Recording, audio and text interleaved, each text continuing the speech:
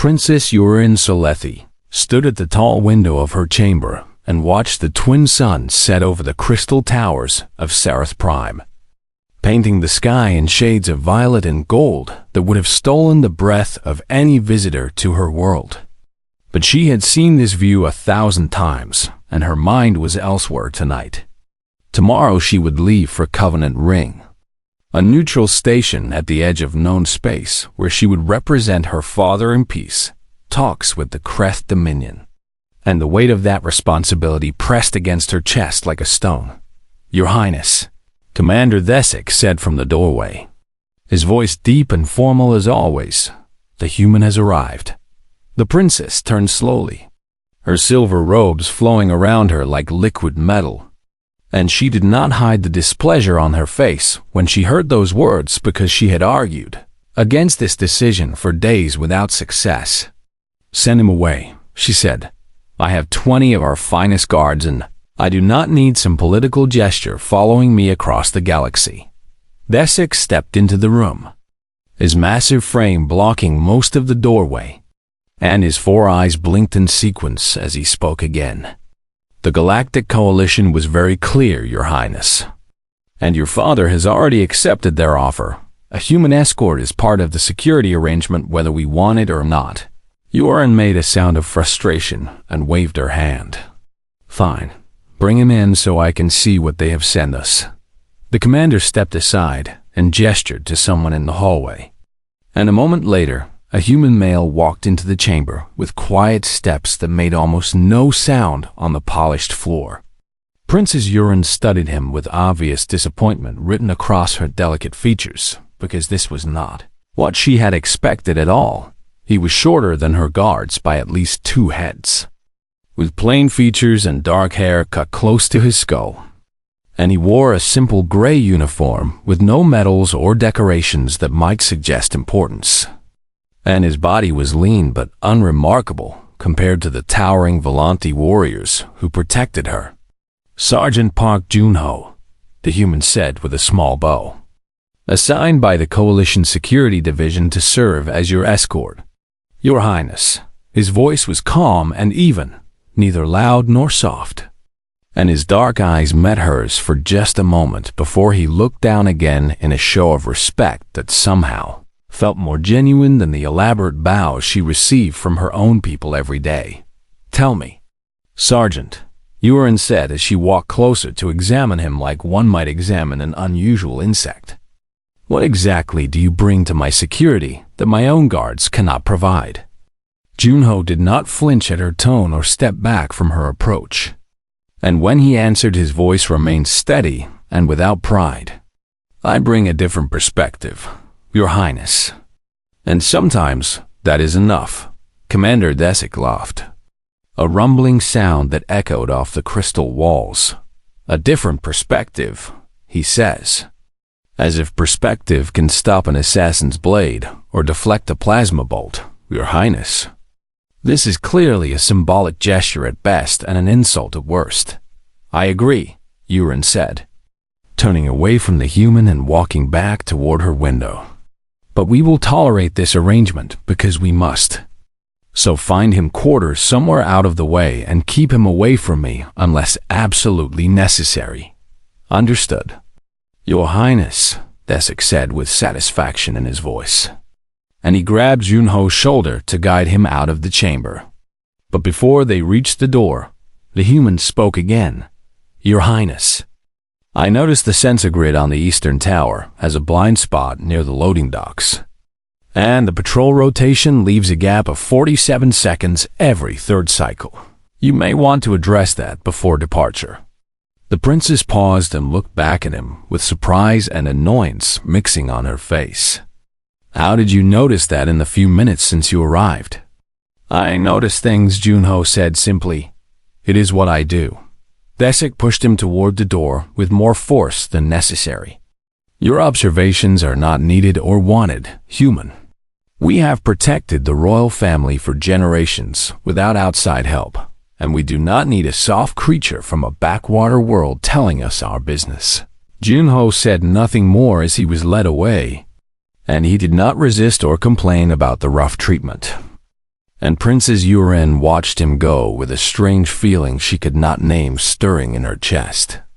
She pushed that feeling aside and returned to her preparations for the journey because she had more important matters to consider than one quiet human who would probably spend the entire mission standing in corners and staying out of the way.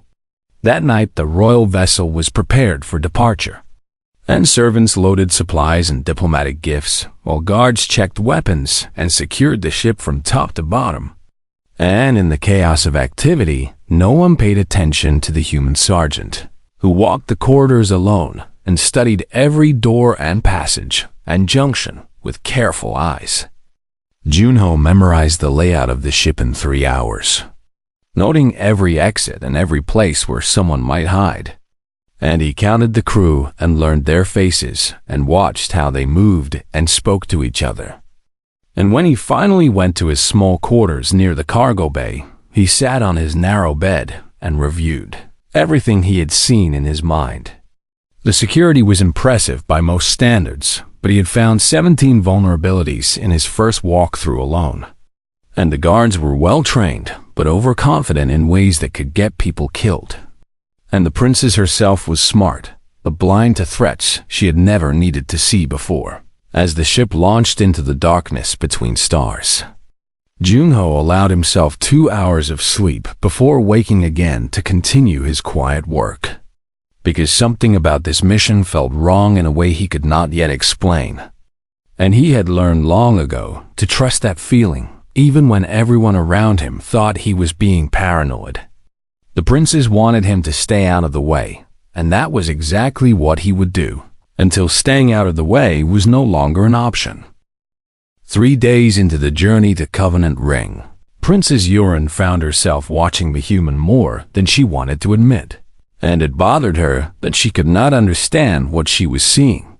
Sergeant Park Junho was strange in ways that did not match anything she knew about humans from her studies, because the diplomatic files described them as loud and emotional and prone to reckless behavior. But this man was none of those things. He slept in short bursts of 2 hours at most, always near an exit or a junction where multiple corridors met. And he ate small meals at odd times, rather than joining the crew for their regular gatherings. And whenever she saw him, he was watching something or someone with those quiet, dark eyes that never seemed to rest. He is making the crew nervous, Commander Desik reported during their morning briefing.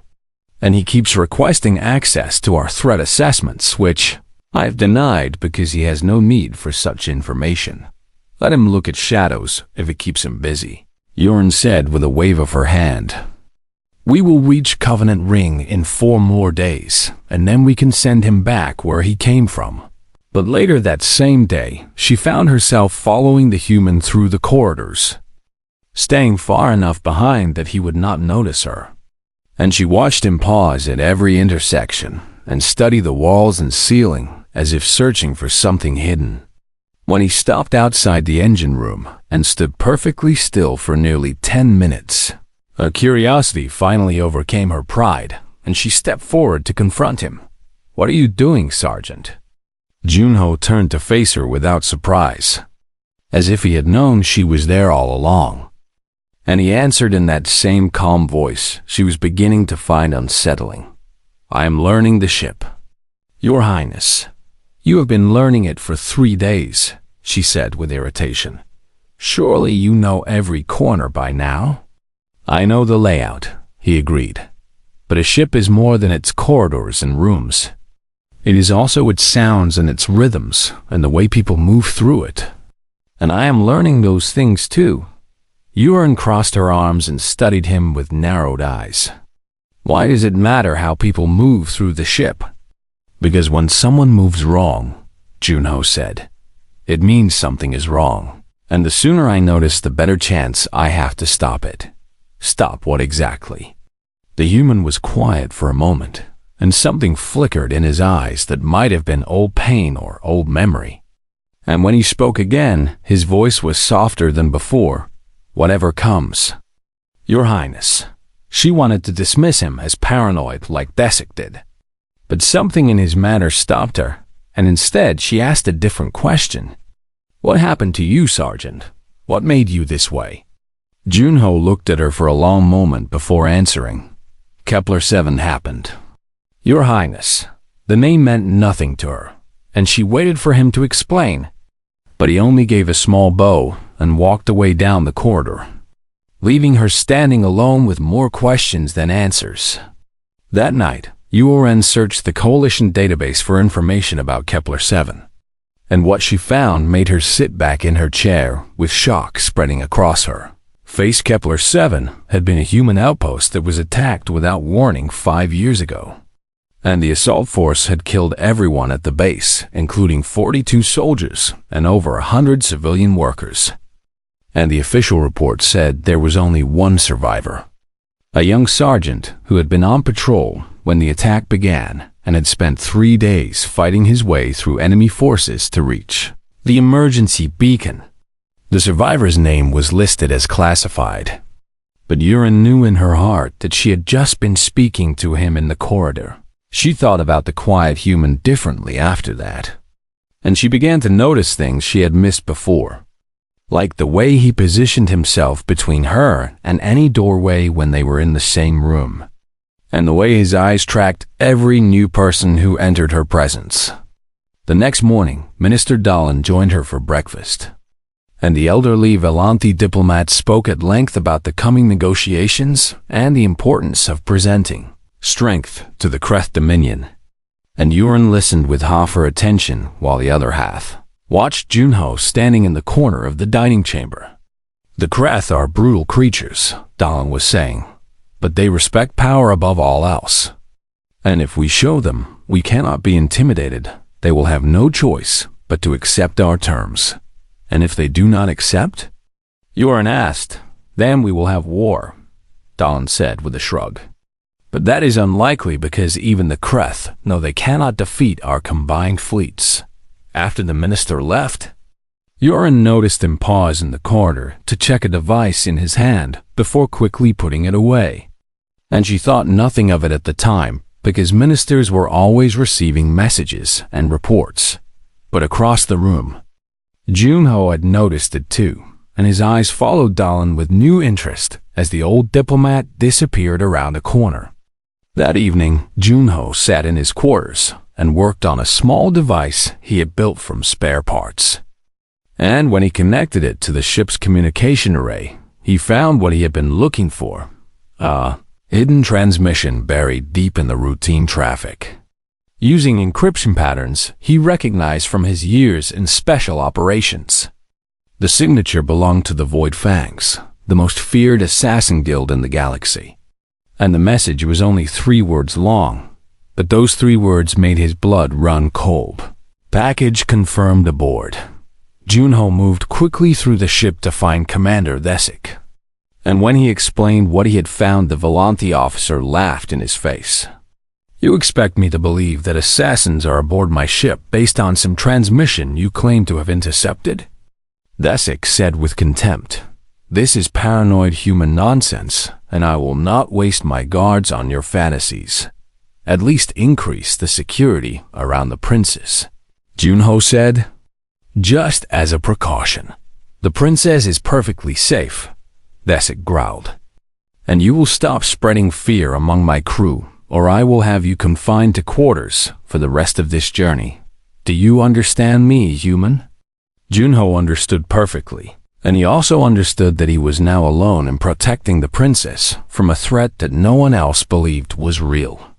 He returned to his quarters and prepared for what was coming, checking his weapons and reviewing the ship's layout one more time. Because the Void Fangs never failed a contract, and if they were aboard this ship, then blood would be spilled before they reached Covenant Ring. The only question was whose blood it would be. The formal dinner on the 5th night of the journey was meant to celebrate their approaching arrival at Covenant Ring, and the great dining hall of the royal vessel was filled with light and music and the sound of Velanti voices raised in conversation. Princess Yuren sat at the head of the long table with Minister Dahlin on her right and Commander Thesik on her left.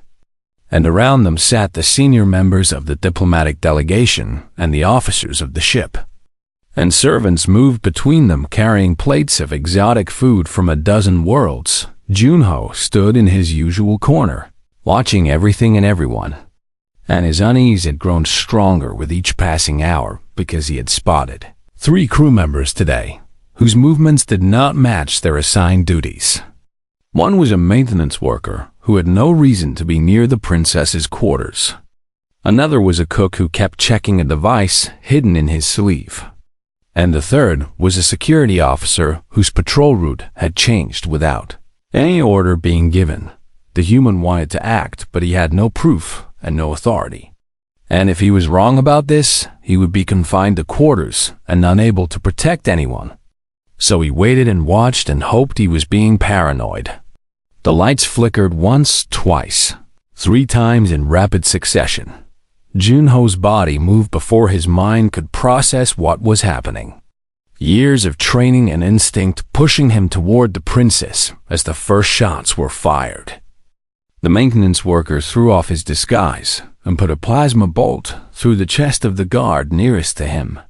And the cook produced a blade that sliced across the throat of a serving girl who was simply in the wrong place. And the security officer turned his weapon on his own comrades with cold efficiency. Chaos erupted in the dining hall as Volanti screamed and ran and died. And more attackers emerged from hidden positions throughout the room. 8 of them in total, wearing the black and silver marks of the Void Fangs. Commander Thesic rose from his seat with a roar of fury and drew his ceremonial blade. But he had not taken 2 steps before a Void Fang assassin appeared behind him and drove a dagger through his back and out his chest. The great warrior who had mocked Junho fell to his knees with shock in his 4 eyes. And his last words were a gurgle of blood as he collapsed face first onto the polished floor. "Protect the princess," someone shouted. But the guards were dying too fast and too many, cut down by attackers who knew exactly where each one would be standing. Junho reached Yuren and pulled her from her chair, pushing her toward the servants' exit at the back of the hall. And 2 of her guards managed to form up around them as they ran. "What is happening?" the princess demanded, her voice sharp with fear and confusion. "Void Fangs," Junho said as he guided her through the doorway. 12 of them, if I counted right. And someone on this ship told them exactly how to find you. They moved through the corridor at speed, Junho leading the way with a weapon he had taken from a fallen guard. And behind them they could hear screams and gunfire as the slaughter continued. "In here," Junho said, pushing open a door that led to a storage room. And the princess and her 2 remaining guards followed him inside. "This room has only one entrance and thick walls. You should be safe here while I deal with the rest." "While you deal with them?" Yuren stared at him like he had lost his mind. "There are 12 of them and 1 of you." "There were 12, Junho corrected. "I killed 2 on our way here. So now there are 10. The princess had not even seen him fight, had not noticed the bodies he left behind as they ran. And she looked at him now with something new in her eyes. "Stay here and barricade the door," he said. "Do not open it for anyone unless they give you this code. Kepler." He turned to leave, but her voice stopped him. "Sergeant, wait. Why are you doing this? Why would you risk your life for someone who treated you like nothing?" Junho paused at the door and looked back at her. And for just a moment the mask of calm slipped, and she saw something fierce and unbreakable beneath it. "Because it is who I am, Your Highness."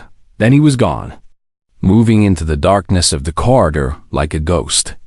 And the princess and her guards pushed heavy containers against the door and waited in terrified silence. In the dining hall, Minister Dahlin stood among the bodies of the fallen with a thin smile on his face. And beside him stood a massive Kreth warrior in Void Fang colors, whose name was Kael Vorath. "The princess escaped," one of the assassins reported. "But she only has 2 guards with her and that human. The human is nothing," Dahlin said with dismissive confidence. Find her and finish this so I can claim my reward from the Dominion. Vorath studied the bodies on the floor and noticed something that made his eyes narrow. 2 of my people are missing, and I see no human corpse among the dead. He probably ran and hid somewhere.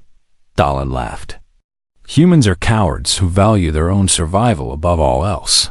But Vorath was not so sure, and he sent his remaining assassins into the ship in pairs to hunt for the princess, never knowing that they were the ones being hunted.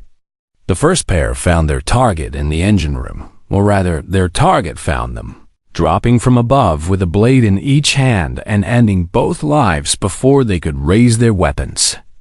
The second pair died in the medical bay, one strangled with a wire and the other with his own knife, buried in his throat, and neither made a sound loud enough to warn their comrades. Junho moved through the ship like death itself, using every shadow and every corner he had memorized during his long hours of preparation. And with each kill, his body grew more tired, but his focus only sharpened. 8 down. 4 to go, and somewhere ahead the Void Fang leader was waiting for him. In the storage room, Princess Yurin heard the distant sounds of fighting and wondered what was happening out there in the dark. And she realized with growing amazement that the human she had dismissed as useless might be the only thing standing between her and death. The 9th assassin died with a look of pure disbelief on his face, unable to understand how a single human had tracked him through the ventilation system and dropped onto his back with enough force to break his spine. Junho rolled off the body and pressed himself against the wall, breathing hard and fighting to stay focused despite the wound in his side where an earlier blade had found its mark. And he counted his remaining ammunition and found only 6 shots left. 3 more to go, the traitor Dahlan and 2 Void Fangs, including Kael Vorath himself and Junho, knew the final battles would be the hardest because they would be ready for him now. He moved through the corridor toward the command center where his instincts told him the enemy would gather. And along the way, he passed the bodies of crew members who had been killed simply for being in the wrong place. And each face he saw added fuel to the cold fire burning in his chest. The 10th assassin was waiting in ambush near the cargo bay, hidden behind a stack of crates with a perfect angle on the doorway. But Junho had spotted the heat signature from the corridor and came through the wall instead. He crashed through the thin metal panel with his shoulder and slammed into the assassin before she could adjust her aim. And they fought in the cramped space between containers with desperate fury, trading blows and cuts until his blade found her heart. 10, he whispered as she fell, and then he heard the sound of slow applause coming from the shadows ahead. Minister Dahlan stepped into view with a plasma pistol in his hand and that same thin smile on his face. And behind him stood the massive form of Kael Vorath watching Junho with new interest in his cold eyes. I admit I underestimated you, human, Dahlan said, but it ends here because even you cannot defeat Vorath. He has killed more warriors than you have ever met. Why? Junho asked, not to stall, but because he genuinely wanted to know. Why betray your own people? Because the Volanti are fools who cling to old ways and old honors. Dahlan spat. The Kreth Dominion offered me wealth and power beyond anything I could achieve by staying loyal. And all I had to do was deliver one princess to her death. You sold out everyone on this ship for money? And power, Dahlan corrected. Never forget the power now. Drop your weapon, and I might let you die quickly. Junho raised his pistol and put 2 shots into Dahlan's chest before the minister could finish his smile. And the traitor fell backward with shock frozen on his face as his life bled out onto the cargo bay floor. Vorath did not react to his employer's death except to roll his massive shoulders and draw a curved blade that gleamed with deadly sharpness. That was unexpected, human, but it changes nothing because you still have to go through me to save your princess. Then let us not waste time talking, Junho said, and he threw aside his empty pistol and drew his own blade. They came together in a clash of metal and fury that echoed through the empty bay. And Junho knew within the first exchange that Varath was everything the stories claimed, fast and strong and skilled beyond anything he had faced before. The Kreth warrior was twice his size and had reach and power that should have ended the fight in seconds.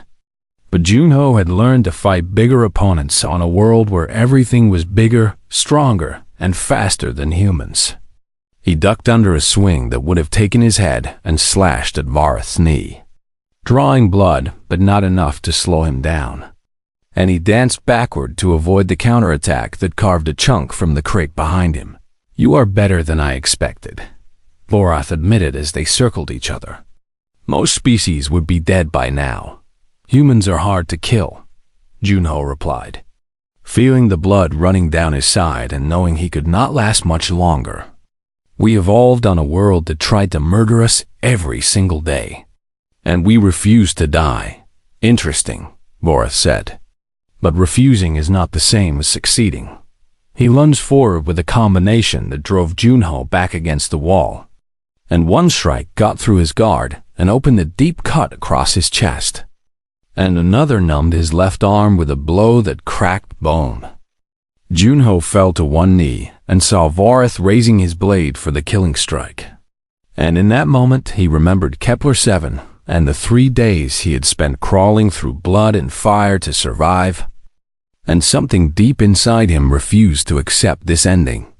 He threw himself forward instead of back, surprising Varath with a move that no sane fighter would attempt.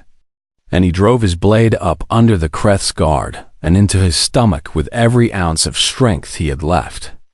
Varath's own strike came down and bit deep into Junho's shoulder, and both warriors stood frozen for a moment in a terrible embrace of mutual destruction. "Impossible," Varath whispered, looking down at the blade in his gut with disbelief.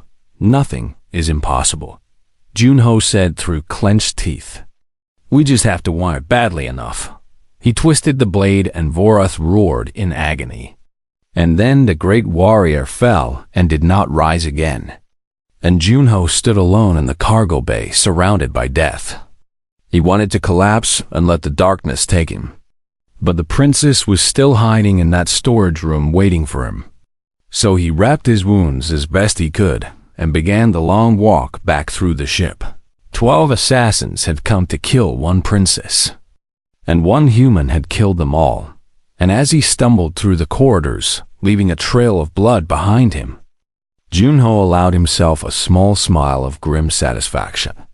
He reached the storage room door and knocked 3 times. And when a voice demanded the code, he spoke the word that meant everything to him: Kepler. The door opened and Princess Yurin stared at him with horror and wonder as she saw the blood and the wounds and the exhaustion written on his face. And she caught him as he collapsed forward into her arms. "You did it," she whispered. "You actually did it, told you," Junho managed to say before consciousness finally abandoned him. Different perspective. Princess Yurin refused to leave the medical bay for 3 days while Sergeant Park Junho fought for his life on the operating table. And the doctors who worked to save him marveled at the damage he had sustained and the fact that he was still breathing at all. He had suffered 4 deep cuts, 2 broken bones, massive blood loss, and internal injuries that would have killed most species instantly. But somehow his heart kept beating, and his lungs kept working, and his body refused to surrender to death. "Humans are remarkable," the chief medical officer said as he examined the scans. "Their bodies are designed to endure punishment that would destroy more delicate organisms. And their healing capacity is unlike anything I have seen before. Will he live?" Yoren asked, and she did not recognize the fear in her own voice. "He should not," the doctor admitted. "But I am learning that what should happen and what does happen are very different things when it comes to this species." On the 4th day, Junho opened his eyes, and the first thing he saw was the princess sitting beside his bed with exhaustion written on her beautiful face. And he managed to smile despite the pain that filled every part of his body. "Your Highness," he said, his voice rough and weak, "you should not be here. You have negotiations to prepare for." the negotiations can wait, she replied. I needed to thank you for what you did. And I needed to apologize for how I treated you before. You did not know, Junho said, echoing the words he had spoken once before. Most species do not understand what humans are until they see it for themselves. Yuren leaned forward and took his hand in hers. A gesture that would have been unthinkable days ago. Tell me what you are, Sergeant. Because I thought I knew, but I was wrong about everything. Junho was quiet for a moment, gathering his strength to explain something he had never needed to put into words before. Earth is what the galaxy calls a death world. A planet so hostile that survival itself is an achievement. And everything there evolved to kill or be killed, including us. But you seem so ordinary, she said. So unremarkable compared to other species. That is the trick, Junho replied. We look weak because we gave up claws and fangs and armor in exchange for something more dangerous. We developed minds that could plan and adapt and cooperate, and bodies that could endure and heal and keep going long after others would have stopped. Persistence, Yuren said. Beginning to understand. Yes, we are persistence hunters. We evolved to chase our prey until it collapsed from exhaustion because we could run longer and recover faster. And that same stubbornness is built into everything we do. The princess thought about what she had witnessed. How this one human had tracked and killed 12 elite assassins through a combination of patience and preparation and sheer refusal to accept defeat. And she finally understood the truth that the galaxy had missed. Humans were not survivors despite their weakness. They were survivors because they had never been weak at all. When the ship finally reached Covenant Ring, the news of the assassination attempt had already spread, and the revelation of Minister Dahlon's treachery had destroyed any advantage the Kreth Dominion hoped to gain from the attack. The peace negotiations proceeded with the Volanti delegation in a position of strength, and Princess Yuren represented her people with a new confidence that came from having faced death and emerged victorious. Emperor Salethi appeared via communication screen to address his daughter, and his ancient eyes studied her with pride and curiosity. You have changed, daughter. There is something harder in you now. Something stronger. I have learned important lessons, father, Yura replied, about the nature of strength and the cost of underestimating those who seem weak. I'm one of the human who saved your life. He is recovering, she said, and I would like to make a request on his behalf. The emperor listened as his daughter explained what she wanted, and when she finished, he was silent for a long moment before nodding slowly. It is an unprecedented honor. But perhaps unprecedented times call for unprecedented choices. When Junho was well enough to stand, he was summoned to the princess's chambers on Covenant Ring Station, and he arrived expecting to receive his discharge orders and a ticket back to whatever assignment waited for him next. Instead, he found Princess Yuren waiting for him in formal robes of silver and gold, and beside her stood a delegation of Volanti officials, including her father's personal representative. Sergeant Park Junho, the representative announced, by order of Emperor Salethi, you are hereby appointed as the personal guardian of Princess Yuren Salethi, with all the rights and responsibilities that position entails. Junho blinked in surprise. Your Highness, I am not sure I understand. Yuren stepped forward and smiled at him. A real smile without any of the coldness or dismissal she had shown before. You saved my life when no one else could. You saw threats that everyone else ignored. And you fought when any reasonable person would have run. I want you at my side. Junho, not because my father commands it, but because I trust you. I am just a soldier, he said. There must be more qualified candidates from your own people. Perhaps, she agreed. But none of them walked through 12 assassins to keep me safe. And none of them taught me what it truly means to be strong. Junho considered her offer and thought about everything that had happened. And he remembered why he had become a soldier in the first place, not for glory or honor, but because some people were worth protecting. "Then I accept, Your Highness," he said with a bow, "and I will do everything in my power to keep you safe." At the signing ceremony that ended the negotiations, Princess Yuren stood before the assembled delegates of a dozen worlds, with her new guardian standing quietly behind her. And she noticed the way other species looked at the human with fear and respect in their eyes. The story of what he had done had spread across the station, growing larger with each telling. And the galaxy was learning a lesson that Earth had taught long ago. Never underestimate a human, especially the quiet ones. As they left the ceremony together, Yuren glanced at Junho and saw him watching the crowd with those same careful eyes that never rested. "Always looking for threats, always ready to act. What are you thinking?" she asked. "I am thinking that your enemies will try again someday," he replied. "And I am thinking about how to stop them when they do." She smiled and walked a little closer to him, taking comfort in his presence in a way she never expected. "Then, I am glad you will be there."